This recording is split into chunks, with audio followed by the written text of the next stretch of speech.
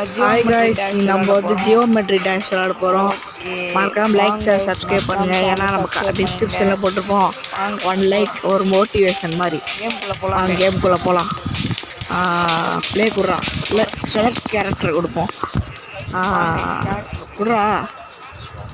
கொடுத்தாச்சு. இது என்ன குழப்புது? ஓ, இவ்வளோ இருக்கா? பா, 1 2 3 4 5.